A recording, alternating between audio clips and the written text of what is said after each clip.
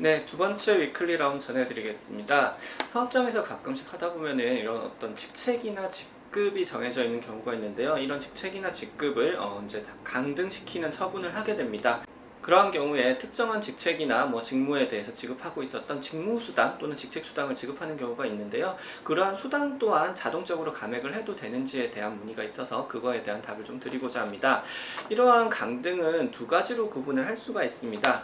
징계처분으로서 이루어지는 강등과 그 다음에 인사처분으로서 이루어지는 강등을 좀 구분해서 볼 수가 있을 것 같은데요. 첫 번째로 징계처분으로서 이루어지는 강등이라고 하면은 그 근로자한테 어떤 책임 있는 사유가 명백해야 될 것 같습니다. 그래서 어떤 업무상의 그 큰 과실이나 그런 실수가 있었다라거나 또는 업무 미숙에 대한 부분들이 지속적으로 누적이 되어 왔다라거나 그런 데이터들이 있어가지고 그런 것들로서 징계 처분을 할 수가 있는 것이고요. 그러한 경우에 이제 그 강등으로 인해 가지고 그 지급되고 있었던 수당이 감액되는 것은 그 부수적 효과로서 당연히 인정이 될 것입니다. 그리고 가장 중요한 것은 이러한 강등 전후로 해가지고 실제로 그 업무의 양과 질이 변화가 있어야 됩니다. 말만 강등이라고 되어 있고 하는 일은 똑같은데 수당만 감액이 된다라고 하면은 그것은 실질적으로 불이익한 인사처분으로서 정당성을 얻기 힘들 것입니다.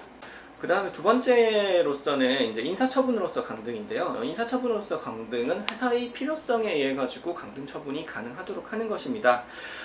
징계처분과 달리 이제 근로자한테 책임 있는 사유가 반드시 있을 필요는 없습니다. 하지만 업무상 필요성에 대해서 어느 정도 소명이 될 필요는 있을 것이고요. 그리고 이러한 인사처분의 근거가 취업규정이나 인사규정 등과 같은 회사의 규정에 명시가 되어 있어야 될 것이고, 그리고 가장 중요한 것은 우리가 근로계약서안에 임금의 구성 항목을 정해놓고 거기에다가 이제 지급 조건을 정해주는데요. 예컨대 명시되어 있는 직책 수당이나 어떤 직무 수당에 대해 가지고 직책이나 직무의 변동에 따라서 지급되지 않을 수도 있다라는 그런 근거 규정이 있어야지 이러한 종합적인 인사처분으로서의 강등에 따라서 그 수당이 감액되는 것에 정당성이 있을 수 있을 것입니다.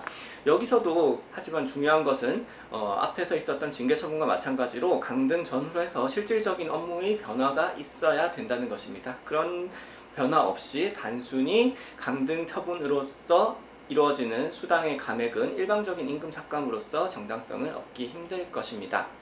네, 이상 7월 3주차 위클리 HR과 위클리 라운드 소식을 모두 전해드렸습니다.